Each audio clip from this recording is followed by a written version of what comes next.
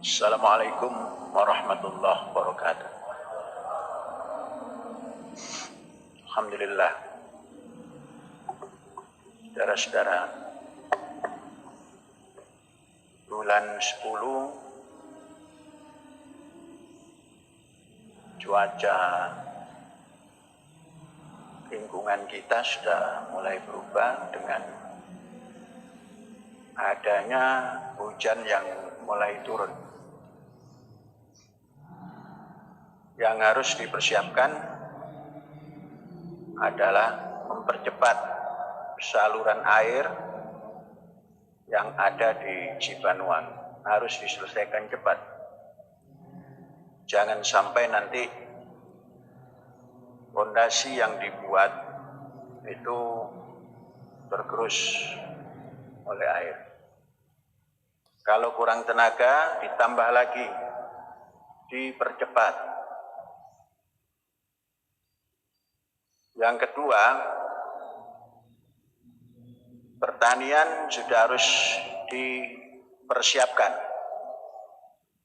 P3KPI, penggarapan lahan, sudah harus dibuat perjanjian penggarapan lagi untuk tahun tanam 2021-2022. Mungkin ada pengurangan di dalam kampus karena ada yang dirubah menjadi perkebunan pisang dan juga mungkin perkebunan yang lainnya.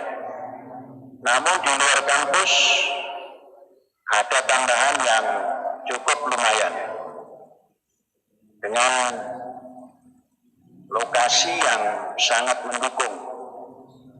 Ada tambahan 32 hektar.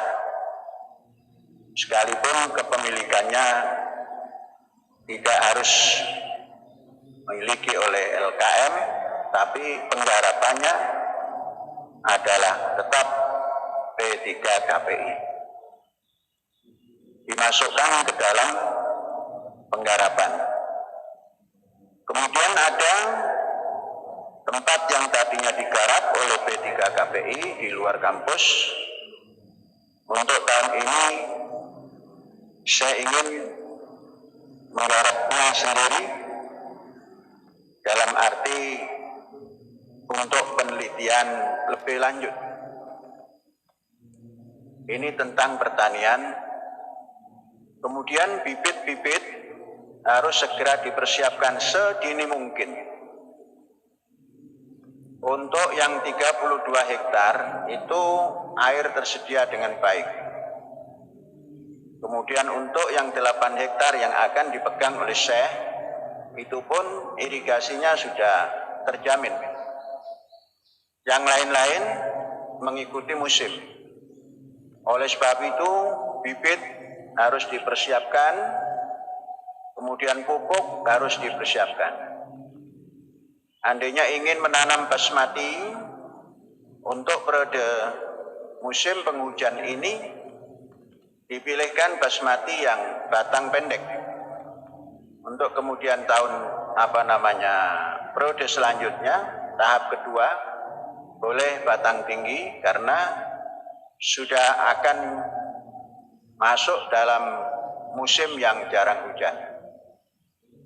Kemudian ada bibit yang baru, katakanlah Koshi Hikari, itu pun sedang dipersiapkan lahannya untuk dikembangkan. Dan mudah-mudahan akan lebih cocok dari Koshi Hikari yang telah lampau. Ini tentang pertanian. Saudara-saudara, Badan Dunia, yaitu bagian meteorologinya PBB, mengingatkan kepada banyak negara tentang pemanasan global yang akan berakibat kepada kemiskinan air yang terdampak oleh pemanasan global akan terjadi kemiskinan air. Kemiskinan air sama halnya dengan kemiskinan pangan. Kemudian cuaca tidak terduga akan terjadi banyak perubahan-perubahan. Hujan, curah hujan juga tidak terdeteksi. Sering tidak pada waktunya. Kemudian panas juga seperti itu. Diingatkan bahwa akan terjadi perubahan iklim yang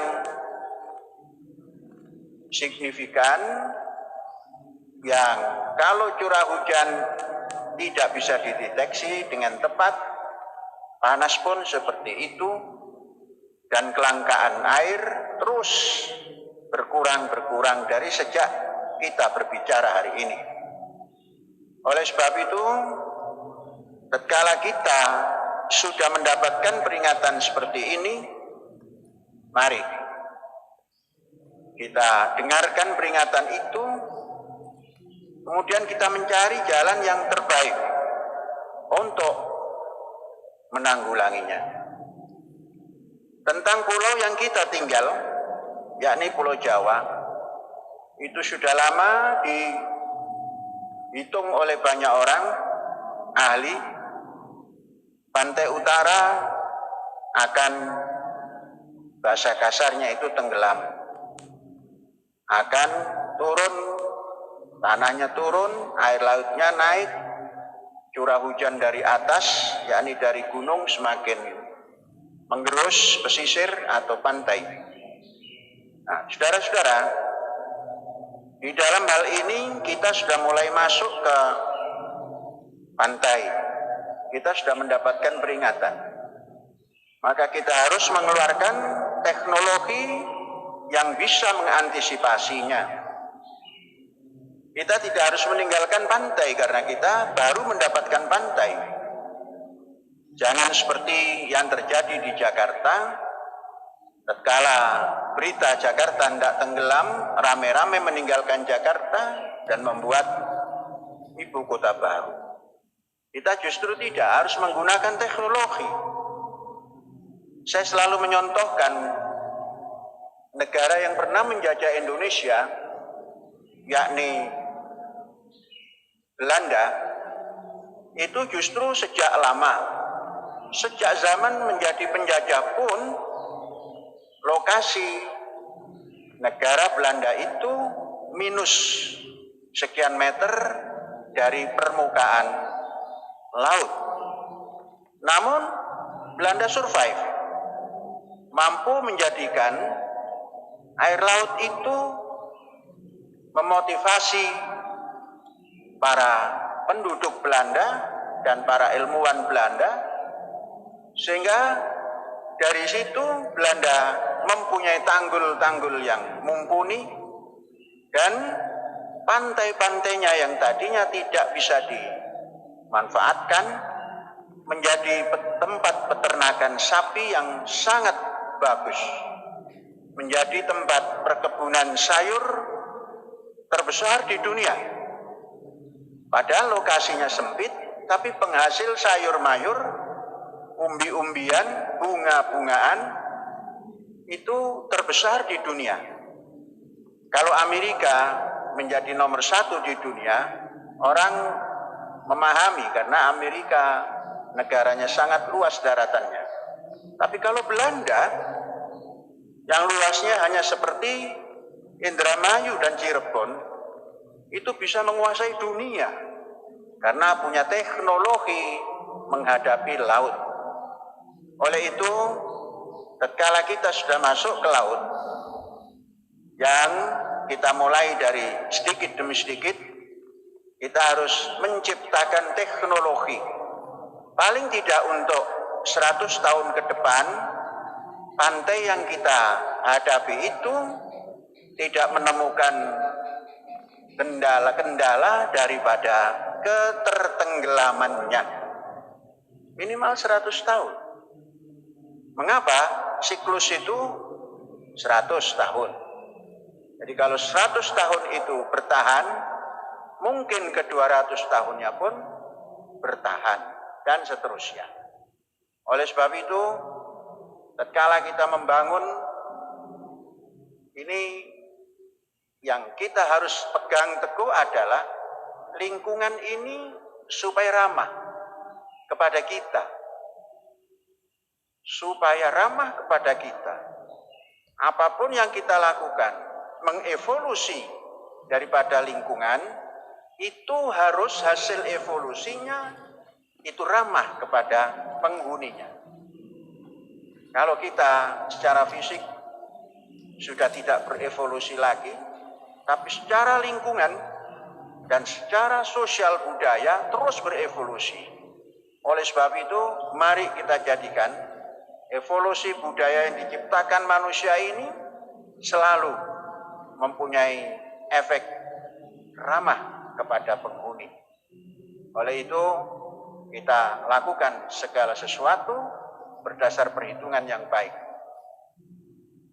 Tahun lalu kita merasakan ada luapan air yang menghantam masuk ke kampus. Jalan paling timur terendam, kemudian kedua dari timur terendam, dan terus mengalir jauh. Itu setelah saya teliti, satu, jembatan yang di depan itu terlalu rendah. Kemudian sungai tidak langsung lari ke depan, tapi harus berbelok. Belokan sungai yang tajam, kemudian berbelok lagi, kemudian berbelok lagi. Itu mungkin yang membuat tersendat. Sebab jembatan sudah rendah, di sebelah timurnya berbelok-belok, maka saya mengambil resiko tanah yang sudah kita miliki itu kita jadikan sungai. Artinya sungai tidak usah harus belok ke kiri, kemudian ke kanan baru ke kiri lagi.